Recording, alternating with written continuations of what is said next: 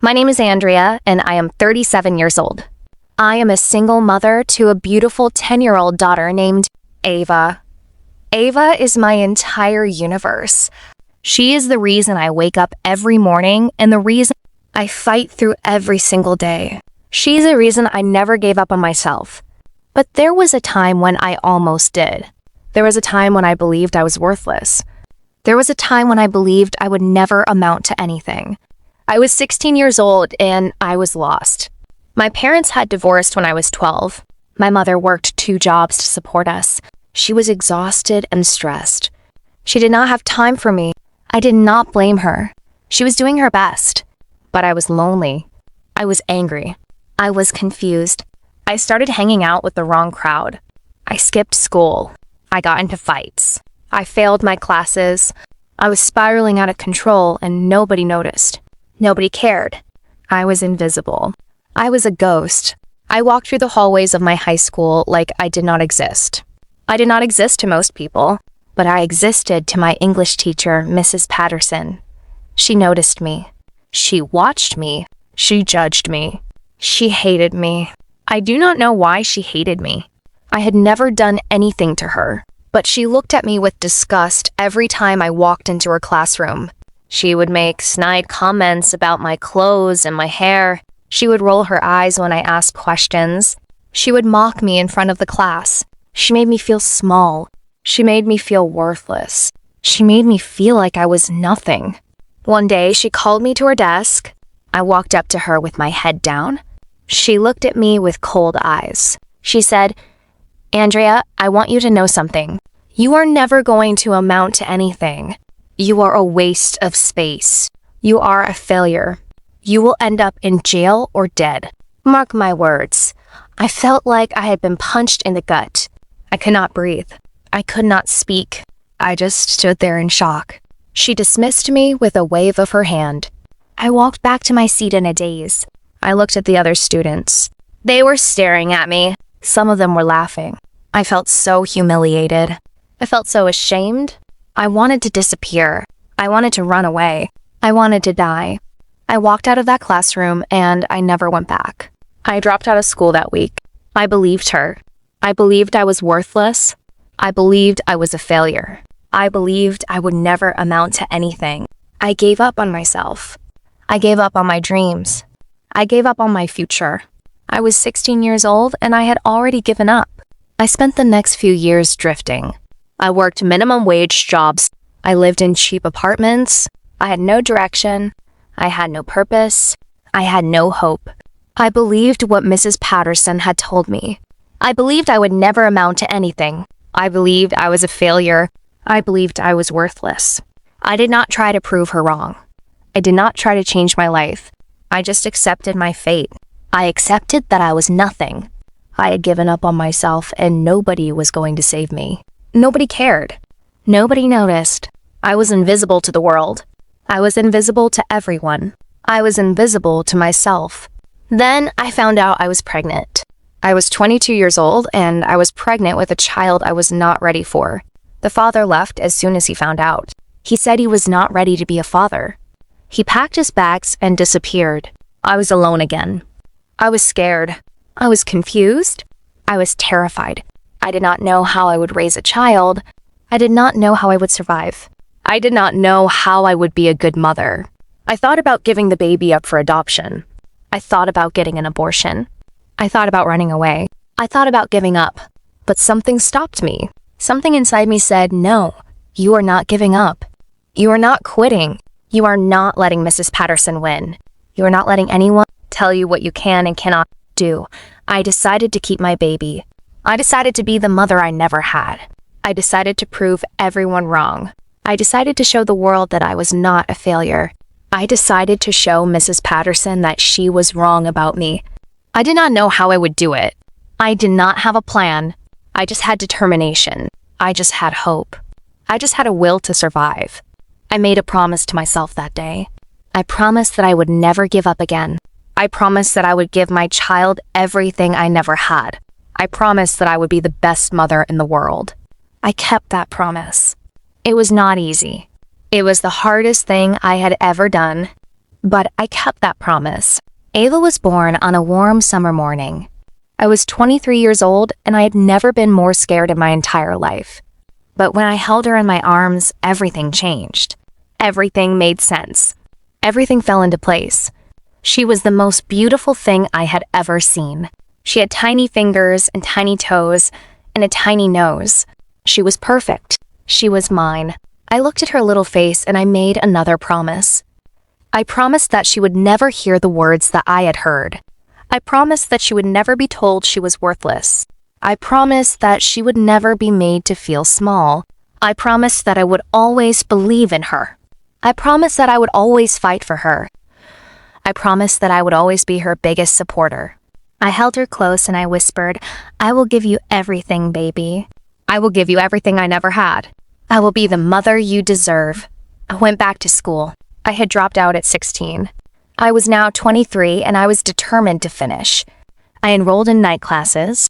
I studied while Ava slept. I worked during the day and studied at night. It was exhausting. I was sleep deprived.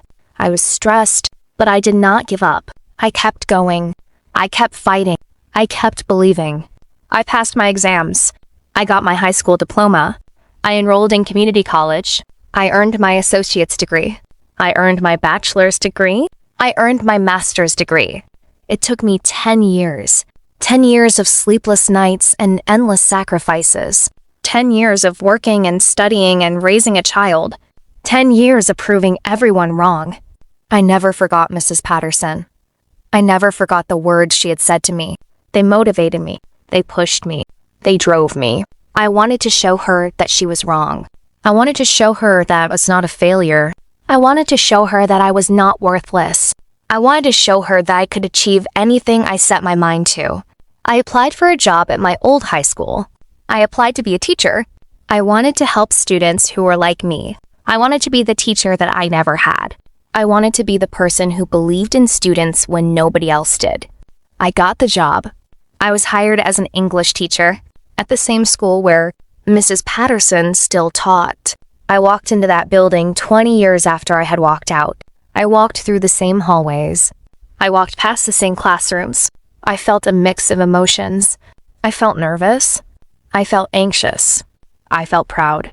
I felt triumphant. I walked into the teacher's lounge and I saw her.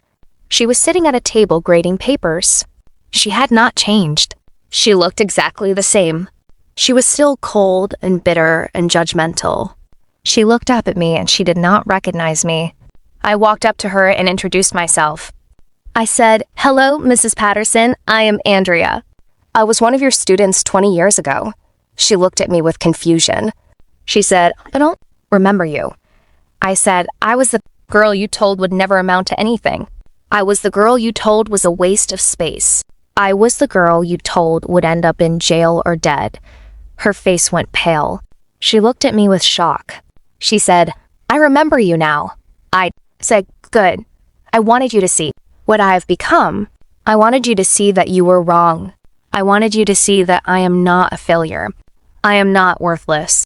I am not nothing. I am a teacher. I am a mother. I am a success. I am everything you said I would never be." She did not say anything. She just stared at me.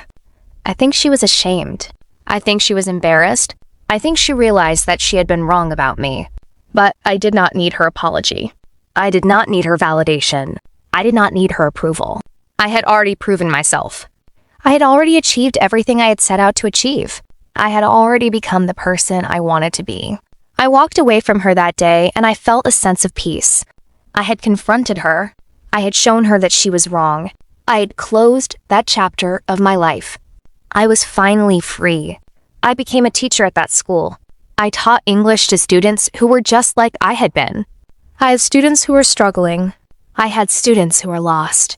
I had students who were invisible. I saw myself in them. I saw the pain and the confusion. I saw the loneliness and the despair. I made it my mission to reach them. I made it my mission to believe in them. I made it my mission to show them that they mattered. I told them my story.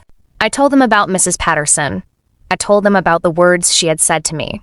I told them that I had believed her for a long time. I told them that I had almost given up. I told them that I had refused to let her define me. I told them that I had chosen to define myself. I told them that they could do the same. I told them that they were not failures. I told them that they were not worthless. I told them that they were not nothing.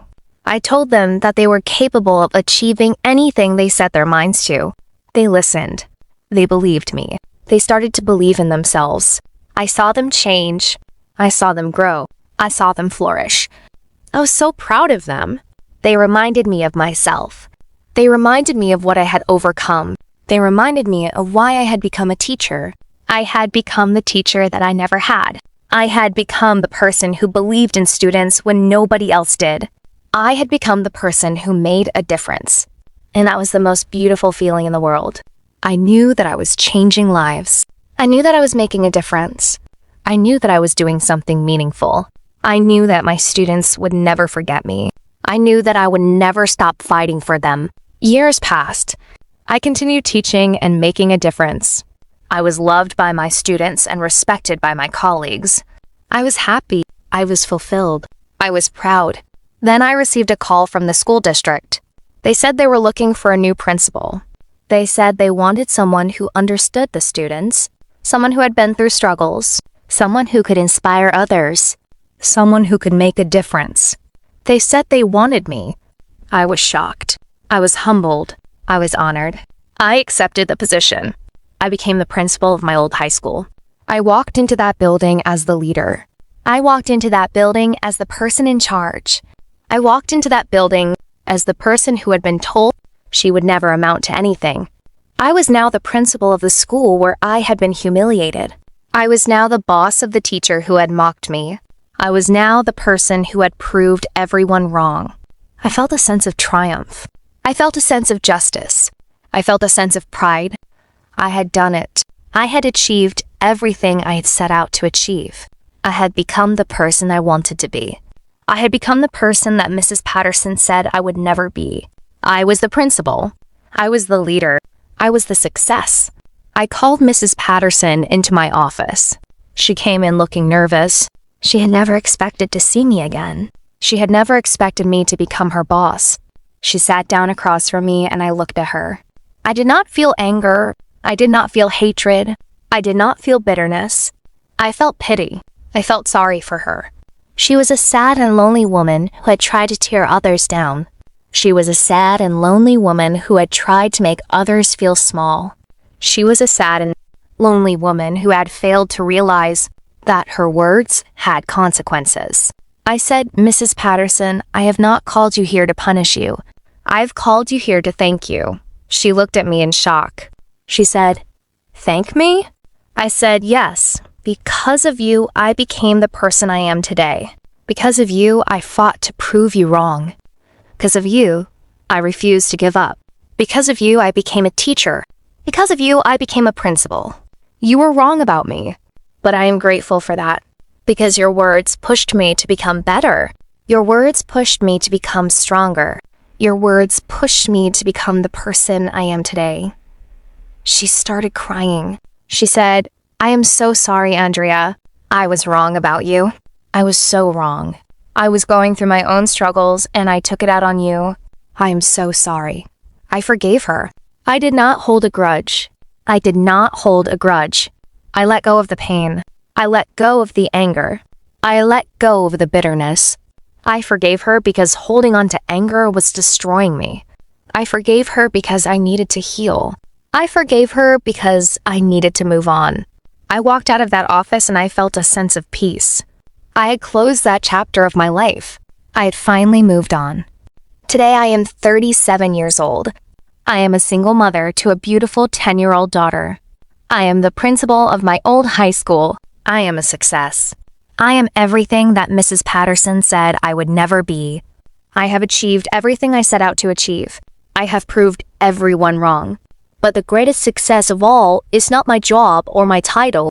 It is the difference I have made in the lives of others. It is the students I have helped. It is the lives I have changed. It is the hope I have given. I look at my daughter Ava and I see my reflection. I see strength. I see resilience. I see hope. She is everything I ever wanted to be. She is everything I ever dreamed of. She is my greatest achievement. She is my reason for everything. I will never let anyone hurt her. I will protect her with everything I have. I will give her the life she deserves. And I will never break a promise to her, because that is what a good mother does. That is what love looks like. That is what strength feels like. This is my story. This is my truth. And I am sharing it with you so that you can find your own strength, so that you can find your own voice, so that you can find your own path, because you deserve it.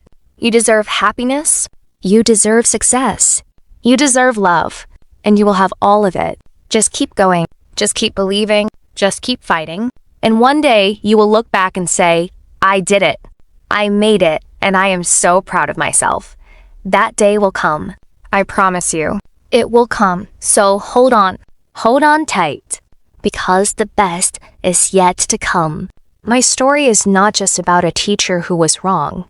It is about survival. It is about strength. It is about a mother who refused to let her daughter see her broken. It is about a woman who refused to let anyone define her.